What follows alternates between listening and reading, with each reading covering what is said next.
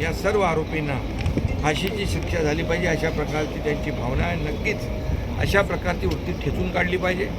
अशा प्रकारची वृत्ती समाज विघातक आहे आणि एखाद्याचा विजय झाल्यानंतर त्याला अशा प्रकारे ज्याला जनतेने निवडून दिलं आणि हे सुडाचं राजकारण जे करतायत ही याची पुनरावृत्ती पुन्हा होता कामा नये. यासाठी शासनाच्या माध्यमातून पोलिसांच्या माध्यमातून याला कठोर शासन झालं पाहिजे आणि कठोर शिक्षा झाली पाहिजे आणि त्यामुळे ही केस फास्ट ट्रॅकवर घेऊन या अशा वृत्तीला फासावर लटकवणं हीच काळाची गरज आहे. आणि म्हणून ज्या जे लोकांचा याच्याशी या गुन्ह्याशी संबंध असेल या सर्व गुन्हेगारांना पोलीस शोधून काढतील आणि त्यांना फासावर लटकवण्याचं काम देखील या ठिकाणी न्यायालयामध्ये तशा प्रकारची केस हे करून या परिवाराला आणि या समाजसेवकाला न्याय देण्याचं काम न्यायदेवता करेल. सर, अशा प्रकरणामध्ये राष्ट्रवादीच्या नेत्याचंच नाव महाराष्ट्रामध्ये पुढे येतं. या ठिकाणी देखील जे कोणी असतील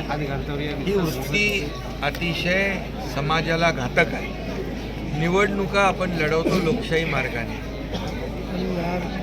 हार जीत होते, परंतु अशा प्रकारचं सुडाचं राजकारण करणं आणि एखाद्याचा जीव घेणं ही खरं म्हणजे समाजामध्ये एक अतिशय विकृत आणि समाजाला घातक अशा प्रकारची घटना आहे. आणि म्हणून ज्या पद्धतीने निर्गुणपणे या समाजसेवकाचा खून केलेला आहे त्यांना कुणालाही सोडणार नाही.